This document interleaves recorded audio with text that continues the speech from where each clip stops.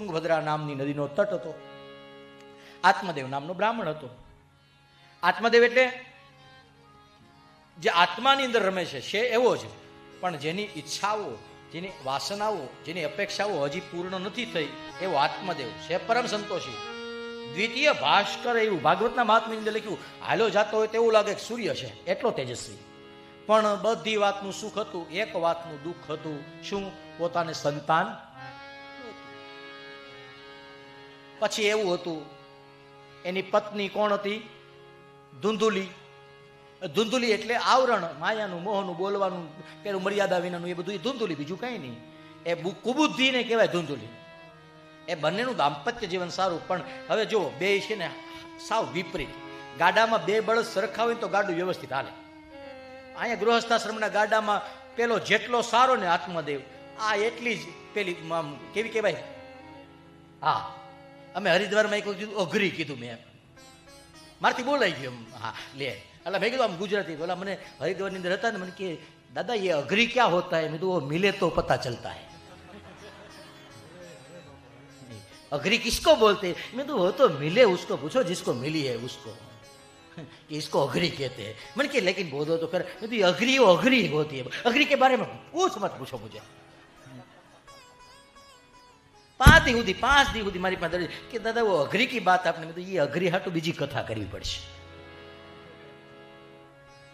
હા, પેલો જેટલો ભગવાનનો ભગત, આ એટલી જ કુસંગી. પેલાને જેટલો સત્સંગ ગમે, જેટલું ભગવાનનું ભજન ગમે, આને એટલી જ ગામની પંચાયતની નિંદા, કૂથલી બધું ગમે. એટલે ગાડું વ્યવસ્થિત ચાલે નહીં. અને ગાડું વ્યવસ્થિત ચાલતું ન હોય એમાં કોઈ દિવસ કોઈ સુખ પ્રગટે નહીં. સંતાન સુખ તો એક ખાલી રૂપક છે, બાકી એને એ દ્રષ્ટિએ નહીં લ્યો. પણ જ્યાં બે વ્હીલ સરખા નથી ત્યાં કોઈ દિવસ સુખ હોય નહીં. સુખ ગોતવાનું છે. આત્મદેવ ગયા જંગલની અંદર, અને જંગલની અંદર જઈને તપ કરતા હતા. એક સંન્યાસી નીકળ્યા, આત્મદેવને પૂછ્યું કે બ્રહ્મદેવ અહીંયા તપ કેમ કરો છો? શા માટે? આત્મદેવે કીધું મારે સંતાન નથી, સંતાન પ્રાપ્ત કરવું છે એટલે તપ કરું છું. અચ્છા. સંન્યાસીએ કીધું કે સંતાન હોય તો સુખી થાય એવું કઈ જરૂરી ન હોય, ઘણા છે એટલે દુઃખી છે. હા, દીકરા હોય એ બધા સુખી ન હોય, ઘણા હોય એટલે દુઃખ હોય. દીકરો તો કોને કહેવાય? કીધું દી વાળે ઈ દીકરો, કાં ધોરી અને કાં ધરા, કાં તો વણના જીંડવા, નહીં તો ઝાંકળિયા તો ખરા.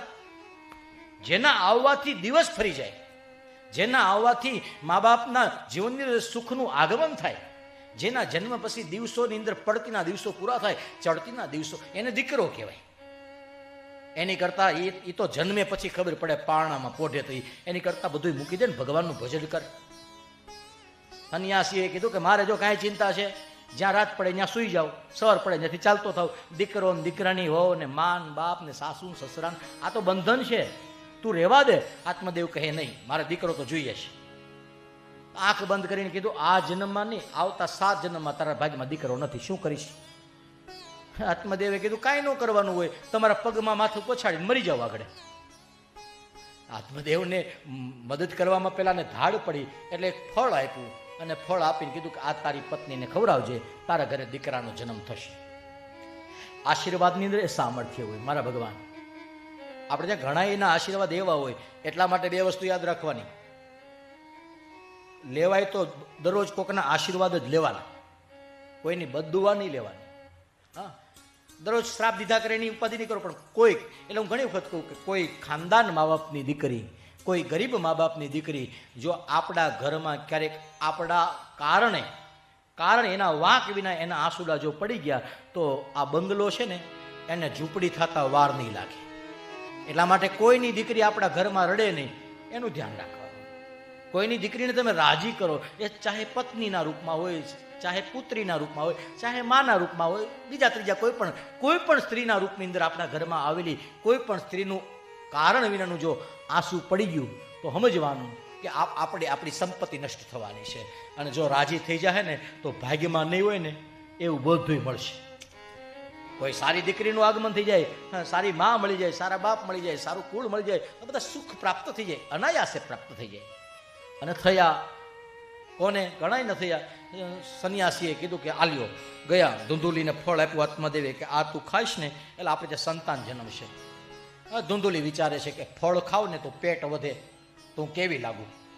હા, પછી પેટમાં બાળક હોય એટલે મારે ખારું ન ખવાય, મારે તીખું ન ખવાય, મારે તો કેટલું ખાવાનો શોખ, મારે બધું બંધ કરી દેવું પડે, અને ડૉક્ટર ટાણે ન આવ્યા હોય, પ્રસૂતિની પીડામાં હું મરી જાઉં, આમ તેમ આટલી બધી ચિંતામણી થવા. એટલે ત્યાં એની બેનપણી આવી, પછી એની બેનપણી તેની જેવી જ હોય ને. હા, જોડ્યું હંસલાની જોઈએ, કાગડાની હંસની કાગડાની હોય કોઈ દી?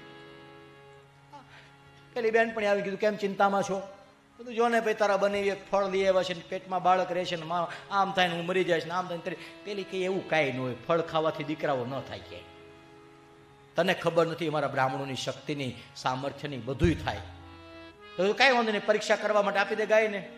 મારે બાળક? તો કીધું મારે ત્યાં જમવાવાળા ઘણાય છે, જમવાનું કાંઈ નથી. તારે ત્યાં જમવાનું ઘણું છે, જમવાવાળું કોઈ નથી. મને પેટમાં બાળક છે, હું તને આપી દઈશ. અત્યારે તું ખાલી ઢોંગ કરી પ્રસૂતા હોય એવો.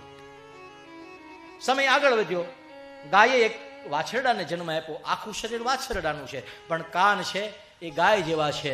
અહીંયા ધુંધુલીએ એક દીકરાને જન્મ આપ્યો. એકનું નામ ધુંધુકારી પાડ્યું, એકનું નામ ગોકર્ણ પાડ્યું. કેવા છે? ધુંધુકા ગોકર્ણ પંડિતો જ્ઞાની, ધુંધુકારી મહા. જેની માં હતી એવા ગુણ આવ્યા. ગાયના દીકરાઓ ગાય જેવા હોય, એટલે ગોકર્ણ ગાય જેવો થયો. અને પેલી ધુંધુલી ના પેટે જન્મેલો ધુંધુકારી ન કરવાના બધાય કર્મ કરે, પાપ કરે ને આ બધું કરે. એક દિવસ આત્મદેવને દુઃખ થયું, બાપને ચિંતા થઈ, એટલે ઘર મૂકીને જતો રહ્યો.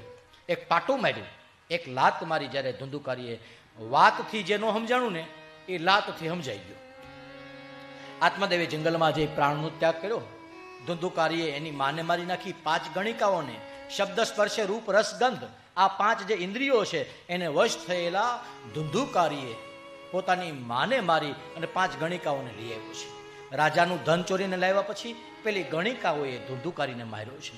એને માર્યા પછી ધુંધુકારી પણ પ્રેત ગતિને પામે. એ પ્રેત ગતિને પામેલા ધુંધુકારીના આત્માના મોક્ષ માટે એમના ભાઈ ગોકર્ણ મહારાજાએ ભાગવત કથા કરી. એ ભાગવત કથા સૂર્યનારાયણે આજ્ઞા કરી છે, હા, કે તમે 7 દિવસ ભાગવત કથાનું વાંચન કરો એટલે પ્રેત યોનિને પડે ગયેલો જીવ એ અધોગતિથી મુક્ત થઈ ઉર્ધ્વ ગતિને પ્રાપ્ત કરે છે.